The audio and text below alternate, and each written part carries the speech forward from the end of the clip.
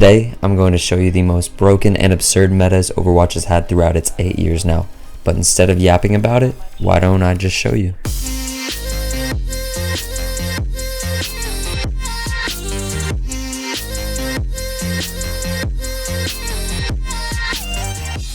I'm going to take you through a trip down memory lane and show you some of the most broken metas that Overwatch has had throughout its entire history.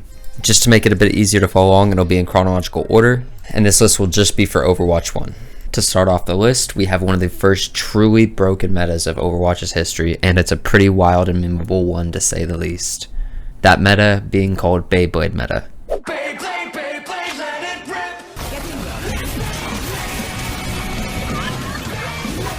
rip! This meta was given its name by former pro and streamer Shore4 because of its likeness to the kid's toy Beyblade. And for those who don't know what a Beyblade is, this is a Beyblade.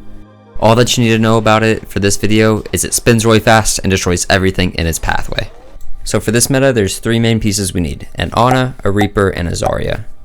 And back then, Ana's Nano Boost would actually give you a speed boost as well on top of everything else. And that's what made this meta and clips like these possible. And it was so broken that it was even used in the Pro League at the time. Not to push your odds, but here comes Buds again, and he's looking to do it one more time. Drops right there, gets 3, and that's going to be Stoop with another. Follows up with one more. Cool, man.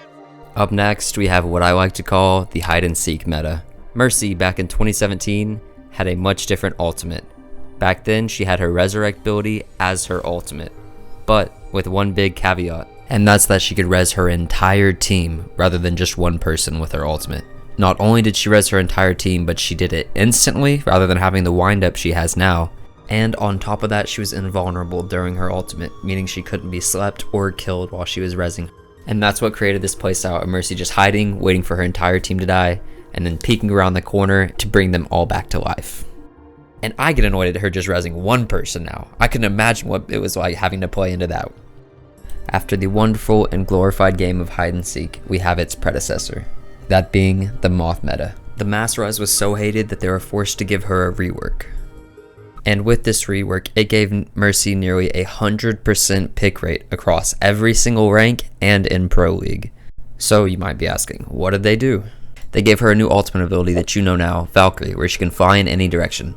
It also allowed her to heal several targets at once and gave her infinite ammo on her blaster. But of course, Blizzard wanted to keep res as it was so iconic, so they moved it from her ultimate to a normal ability. But with that, Blizzard made it to where whenever Mercy would use her ultimate, it would reset the cooldown of res. And then, on top of that, they also made res a 10-second cooldown inside of her ultimate, which could pull off for crazy clips like this one here. Yes. I'm not seeing a kill yet. Hey, oh, there you go. Hey! And he's back again. There you go. Okay. And then you're back again, boy. Thank you. That's Infinite resuscitation. That's another res. Oh, boy. That's another res, Yep. another and, kill. Okay, and give me just 1 second, and we're back again, boys. I gotta go. Up next, we have what is arguably the most hated meta in Overwatch's history and what killed the game originally: goats. But before I get into the meta, I first have to mention a crucial piece of knowledge for the newer players that came to Overwatch 2 and never got to play Overwatch 1. So of course, many of you know, the game used to be 6v6, but what not everyone knows is for the majority of its lifetime, there was no roll-lock, meaning that you could have 6 tanks, 6 supports, 6 DPS, any combination of those.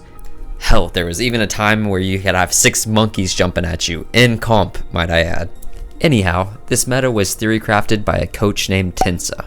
He found out that if we have 3 tanks and 3 supports, all that had AoE heals, they could all play together as a giant death ball and run down whoever they wanted while never being able to die, because each of those supports is keeping everyone alive while they have all the extra armor and health from the tanks.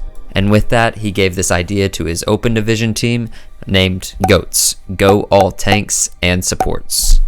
GOATS was the meta that defined the decline of Overwatch 1 as we knew it, and the meta that nearly killed the game. From Pro League to streamers, it affected the large majority of the game and all of the viewers. I'm going to show you something just to show you how much people hated GOATS at the time. In this clip here, the Outlaws try to play something other than GOATS for the first time in almost a year, and their fans are ecstatic about it. But as soon as they see NYXL playing GOATS, they go back to swap and then proceed to get booed by their own home crowd. For the Outlaws. heroes. And this meta is only possible because of the release of a brand new hero named Brigitte, and because of how absurdly broken she was.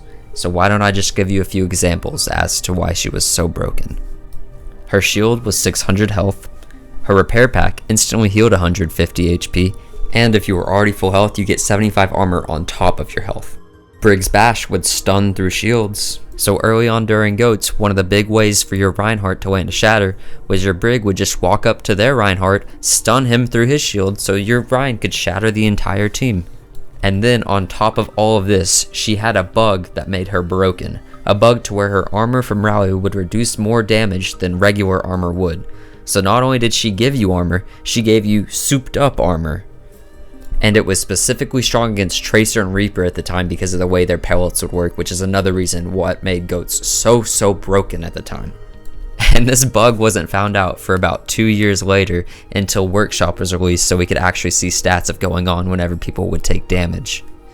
Blizzard had to introduce 222 Rollock to officially put the nail in the coffin of GOATS comp. With the addition of Rollock, there was a new hero added named Sigma. You might see where this is going. With his release, it spawned arguably the most hated meta to ever exist. And that's because it affected every single level of play, from Plastic 5 all the way to Top 500 and the Pro League. And not only that, but this meta lasted the longest of any, from Sigma's release in August of 2019 all the way up until October 2nd of 2022 with the closing of Overwatch's 1 servers. The main goal of double shield comp was just to absorb as much damage as you possibly could, much like in this clip here. And this clip is at 2 times speed, by the way. But the 2 main staples you needed in double shield comp, of course, were Sigma and Orisa. Sigma functioned pretty much the exact same back in Overwatch 1, but with a lot better versions of his abilities. But back then, Orisa was a little bit different.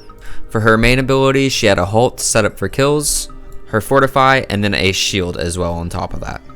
And the main goal was either just to cycle your shields, or if someone tries to go on a flank and take an angle, you just shield off that angle with Sigma, and no one's ever going to get to your backline with 2 shields blocking the front and any other angle that the DPS wants to flank at. The main DPS played in this comp were either things like Bastion and Hanzo to break the shields as quickly as possible, if you could even break through the shields by the time they had another one, or just Doomfist, like what was seen a lot in the Pro League. Doomfist was by far the most played DPS in Overwatch League, one because he could punch through shields and get picks that way on squishies, or he could combo with Orisa's halt, one-shotting any squishy that was pulled near him. And then similar to Rollock, Blizzard couldn't balance double shield, and so they had to introduce what is my favorite meta on the list, hero pools. And it's not my favorite because of how it played or anything, it's my favorite because it truly shows peak Blizzard implementation with how they do things. So what hero pools were, they were essentially hero bans. And you might be thinking, oh, hero bans, that sounds like a good idea. It would give me some agency over the game, especially against the current most broken hero at the time. Well, hold up there, bucko. This is Blizzard we're talking about, okay? And Blizzard does things in their own fashion. Rather than let the players ban the heroes they didn't like, Blizzard thought, hey, we know what's best. Why don't we ban the heroes? Because players don't know what they're doing. They're dumb. Each week they would ban 4 new heroes, 1 tank, 1 support, and 2 DPS. And how did they decide what heroes to ban? Well, at random, of course. But it was even so random at one point that they let a cat pick the heroes to ban for that week. Oh, okay. There we go. Mate! The system works! A cat. Blizzard actually thought a cat would be better to choose bans than their own community who plays the game every day. A cat, guys, a cat. A cute cat named Nori, but hey, it was a freaking cat. I digress.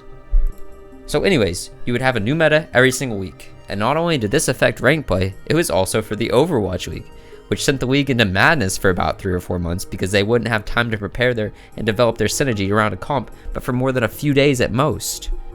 And with that, it saw some of the worst absolute trash cans of teams, allowing them to rise to the top, getting better placements for tournaments and ruining other teams' potentials that had been winning all season before these hero bans. And they didn't even have hero bans in tournaments, so like what was even the point, Blizzard?